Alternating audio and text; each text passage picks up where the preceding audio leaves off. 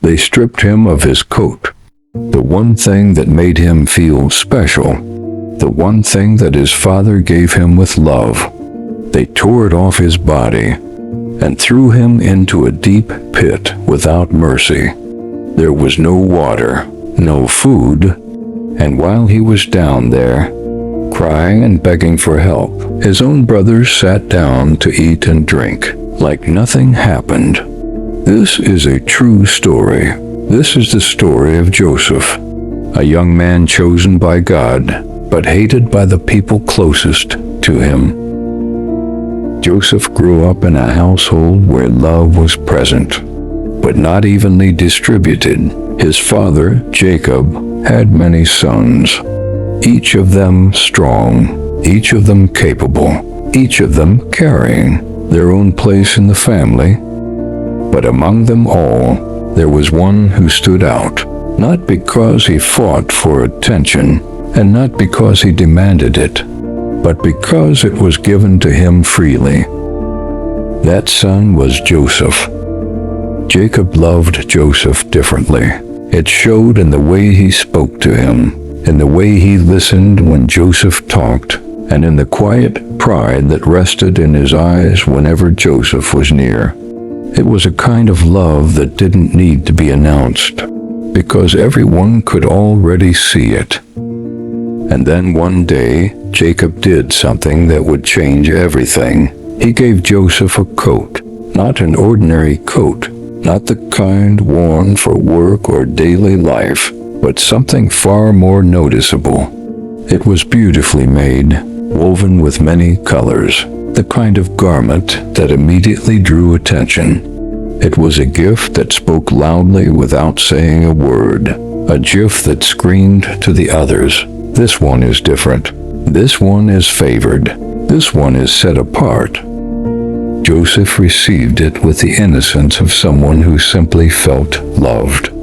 To him, it was a gift from his father, a symbol of affection, something for him to treasure. But to his brothers, it meant something else entirely. At first, the change in the atmosphere was subtle, a silence that lingered too long, a look that held more weight than it should. Then began the conversations that stopped the moment Joseph walked in. Nothing was said openly anymore, but everything was being felt. Jealousy has a way of growing quietly. It doesn't arrive loudly or all at once. It builds slowly, feeding on comparison, on perceived unfairness, on the small wounds that are never addressed. And before long, it becomes something much heavier than anyone intended. For Joseph's brothers, that feeling began to settle deep within them. Every time they saw that coat, it reminded them. Every time their father showed Joseph attention, it confirmed what they already believed. He is loved more, and over time, that belief hardened into resentment. Joseph, however, was not fully aware of the storm forming around him. He moved through his days with a kind of openness that only comes from not knowing what others truly feel. He spoke freely. He trusted easily. And when something meaningful happened to him, he shared it. That was who he was. And then came the dreams. The first time it happened, it felt strange. He saw himself and his brothers in a field, gathering sheaves of grain. It seemed like an ordinary scene at first, something familiar, something connected to their daily lives. But then, something unexpected happened. The sheaves that belonged to his brothers began to bow. One by one, they lowered themselves, and his own sheaf remained standing. When Joseph woke up, he didn't fully understand it, but he knew it meant something. A sense that it was not just an imagination. So he did what he had always done. He shared it. He told his brothers what he had seen. He expected curiosity, maybe confusion, perhaps even interest. But what he received instead was anger, not the kind that fades after a while. It was the kind that sharpens, the kind that easily takes offense. Do you really think we will bow down to you? That was the question Joseph's brothers asked him. It wasn't just an ordinary question. It was a deep reaction. From that moment, something shifted again. If there had been jealousy before, now there was something deeper. Now there was hostility, but the dreams did not stop. Sometime later, Joseph had another dream. This time, it was even more striking. He saw the sun, the moon, and 11 stars, and they were all bowing down to him. This time, the dream was bigger, clearer, and possible to ignore. And again, Joseph shared his dream with everyone. This time, even his father rebuked him and said, "Shall I and your mother and brothers really come and bow before you?" There was a mixture of concern and contemplation in his response. He questioned it, but he did not dismiss it entirely. Something about Joseph had always made him pause, always made him wonder if there was more to his son than what could be seen on the surface. But for his brothers, this was the final straw. Now it was no longer just about favoritism. Now it felt like something else entirely. To them, Joseph wasn't just the favored one anymore. He was becoming a threat, a reminder of a future they did not want. From that point on, their perception of him changed completely. Every word Joseph spoke felt like pride. Every action felt intentional. Even his presence became irritating. And the truth was, Joseph hadn't changed, but the way they saw him changed completely. That's what jealousy does. It doesn't just affect how you feel. It distorts how you see. Time passed, but the tension remained. And then came the day that would alter Joseph's life forever. His brothers had gone out to tend their father's flocks far from home. It was a routine they were used to: long days, open land, responsibility that required strength and patience. After some time, Jacob began to grow concerned. He hadn't heard from them all day, and it was nearly dark. There was no update, no sign of how things were going. So he called Joseph and said, "Go and see how your brothers are doing." It was a simple request, and Joseph agreed without hesitation. There was no resistance in him, no suspicion, no sense that anything was wrong. He set out to find them, not knowing that this journey would lead him into the darkest moment of his life so far. The distance was long. Joseph kept walking under the open sky, searching and asking, moving from place to place until he finally located them. But before he reached them, they saw him from far away, and even at that distance they recognized him. The coat made sure of that. That same coat, the one that had stirred so much resentment, was visible even from afar. And as they watched him approach, old feelings rose again, stronger this time, sharper.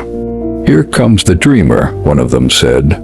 There was no admiration in his voice, only bitterness. And then a thought was spoken out loud. "What if we get rid of him?" It was said in a moment, but it carried weight. Because once something like that is spoken, it cannot be unheard. At first, it may have sounded extreme, but in the presence of unresolved anger, even extreme ideas begin to feel reasonable. And slowly, what started as a thought began to turn into a plan. By the time Joseph reached them, they were no longer just brothers standing in a field. They were a group united by a decision. Before Joseph could even greet them properly, they moved. They surrounded him. Confusion filled his face. He didn't understand what was happening. There was no warning, no explanation, just action. They grabbed him, held him down, stripped him of the coat. That coat, the symbol of love, the symbol of favor, was taken from him in a moment, and then they threw him into a pit. It was deep, empty, dry, the kind of place that offered no comfort. Joseph hit the bottom with the force of something sudden and violent. Pain, shock, disbelief. He looked up, trying to process what had just happened. Why, he must have asked. But no answer came, only silence. And then, shadows moving above him. The figures of his brothers, looking down. Not with concern, not with regret, but with cold distance. And then something even more painful happened. They walked away. They did not go far, just enough to sit down and eat, as if nothing had happened, as if the cries from the pit were just noise, as if Joseph did not matter.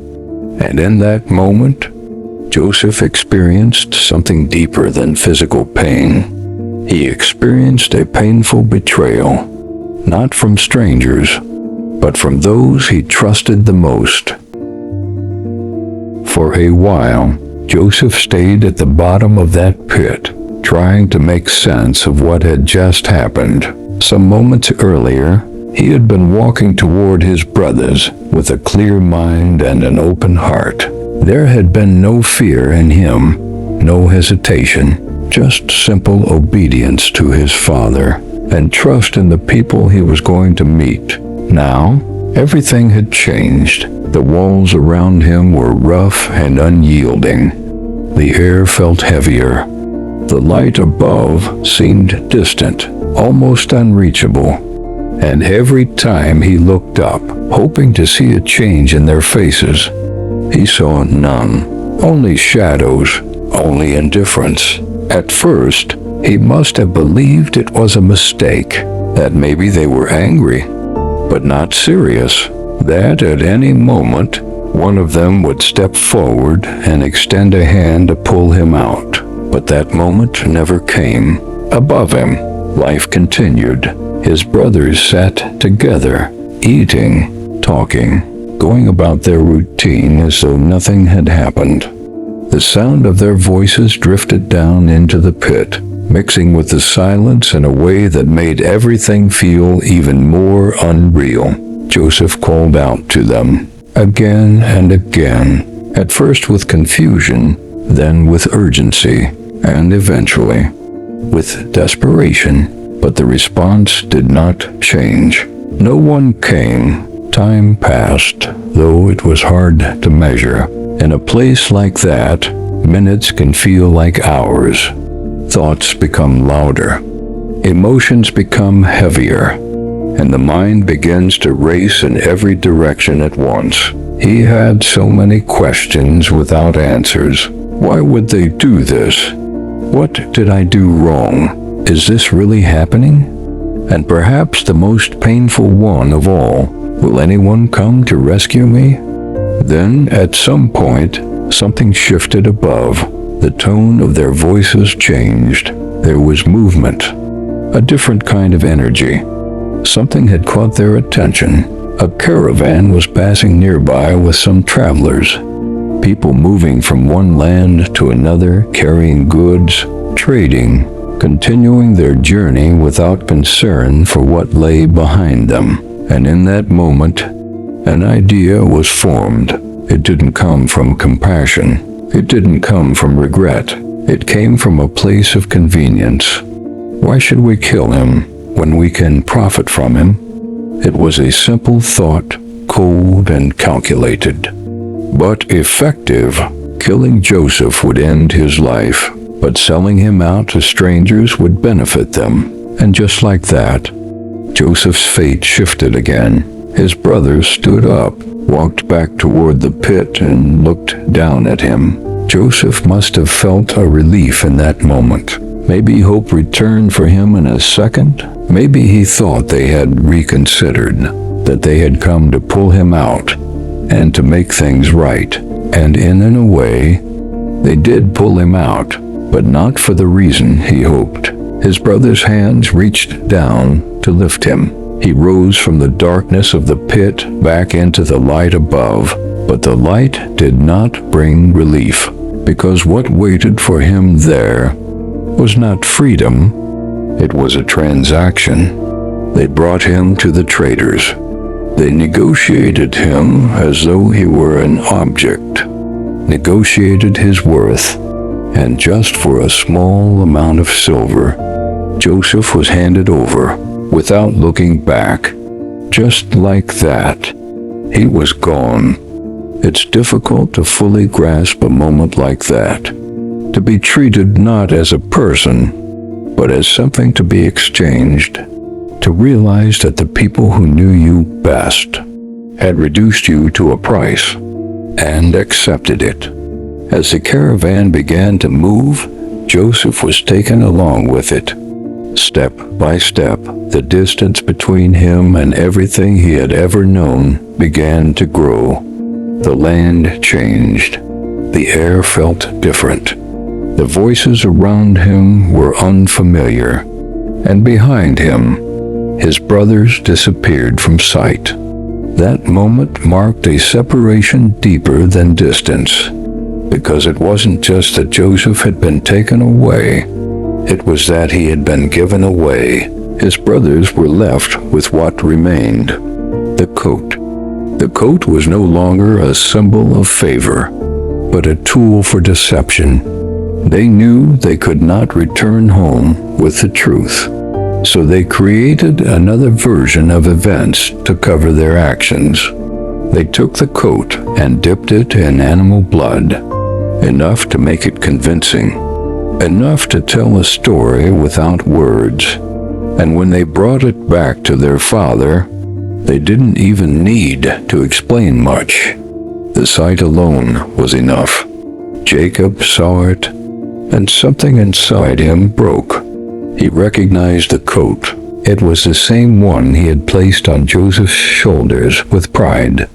Now it was stained and destroyed, and in that moment, he believed the worst, that his son was gone, taken by something wild and cruel. Grief does not always come quietly.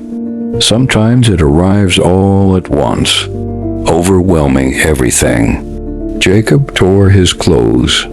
He wept uncontrollably. He mourned deeply, not for a moment, but continuously, because to him, Joseph was no longer alive. And the brothers, they watched. They said what needed to be said. They played their part, but inside, each of them carried the weight of what they had done. Whether they admitted it or not, something had shifted in them too, because there are actions you take that cannot be undone, only hidden.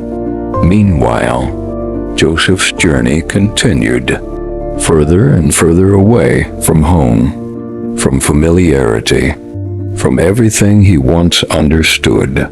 He was entering a new world now, a place where he had no name, status, or protection, just a past that no one around him knew, and a future that had completely changed. If you looked at his life at that moment, nothing about it would suggest purpose or destiny. Nothing would suggest that he was chosen, because everything around him told a different story, a story of loss, rejection, and being forgotten. And this is where many people lose their way. Because when life begins to move in the opposite direction of what you expected, it becomes difficult to hold on to what you believed.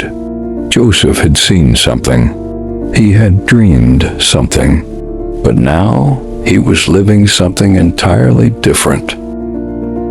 When Joseph arrived in Egypt, the air was dry and hot, the sun glaring down on unfamiliar streets, and the language of the people around him was foreign. Every move reminded him that he was a stranger, entirely alone. He didn't understand the customs, and worst of all, he could not even speak as clearly as others. Everything he had taken for granted, his home, his family, the rhythm of life he knew, they were all gone. Yet, even in this alien place, Joseph still carried a sense of purpose that had not been stolen, even though his freedom had. Joseph was sold to Potiphar, an officer of Pharaoh, a man of high standing in Egypt, and he became a servant in Potiphar's house, a stranger doing the work he had never done before. Yet even in this foreign land, Joseph worked diligently. He obeyed every instruction and performed his duties with care. The Egyptians saw something remarkable in him, not because he was young or because of his appearance, but because of the way he carried himself. Potiphar noticed everything. He could see Joseph's discipline, honesty, and the unusual way he conducted himself. Before long, he gave Joseph the responsibility over his entire household. Everything that Potiphar owned was under Joseph's management because he trusted him. Even in a strange land, Joseph's character was speaking louder than his circumstance. But life was not going to get easier. Potiphar's wife took notice of Joseph. She admired him in the wrong way. She tried to lure him, to convince him to betray his master and his principles. She came to him repeatedly, speaking softly, attempting to manipulate, promising him favor and power in a world where he had so little. Joseph's heart raced each time, but he held on to something. He had been taught the value of integrity and shown the importance of honoring God in every decision. He said no firmly. How could I do such a thing? It would be a sin against God and a betrayal of trust. And Joseph ran. Imagine the courage it takes to refuse temptation, to flee when your path could be easier if you gave in, to stand firm when no one is watching, except God. But standing firm did not mean life was fair. Potiphar's wife, enraged by Joseph's refusal, accused him falsely. She told a lie that painted Joseph as guilty, and Potiphar, trusting his wife, acted without pause. Joseph was thrown into prison. Yet again, the life he dreamed of seemed farther away than ever. But Joseph did not lose himself. Even in the dark walls of the prison, he continued to serve. He organized things, he listened and helped others. He earned the trust of the prison guards and the respect of those imprisoned with him. One day, the Pharaoh's cupbearer and baker were imprisoned for crimes they did not fully explain. They were all worried about their futures. Then Joseph approached them with insight. He interpreted their dreams with clarity and wisdom. "You will rise," he said to one. "You will not rise," he said to the other.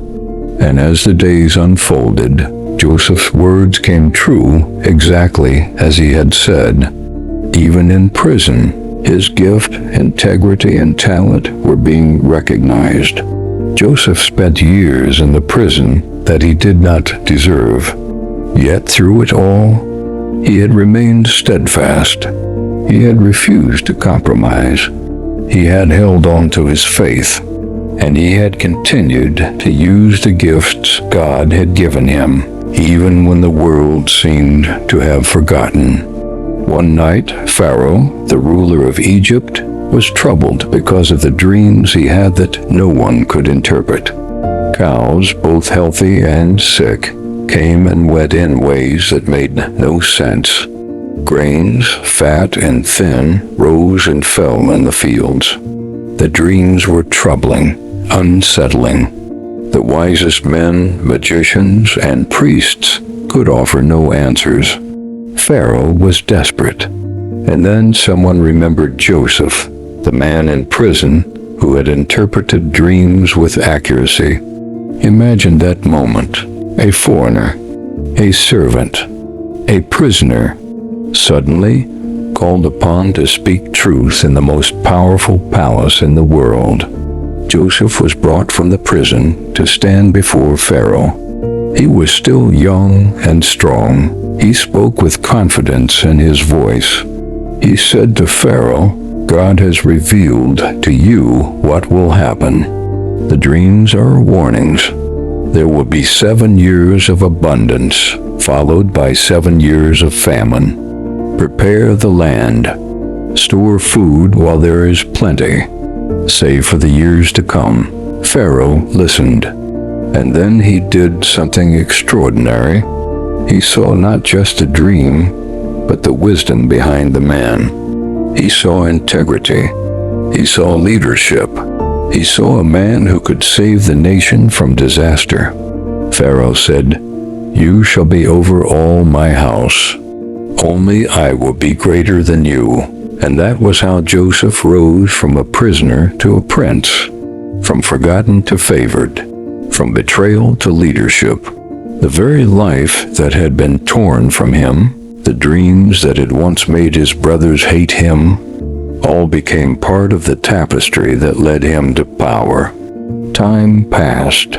Then the famine came. It spread across lands, drying up fields, emptying storehouses, and forcing people to travel far in search of food. Famine struck not only Egypt, but also the lands where Joseph's brothers lived.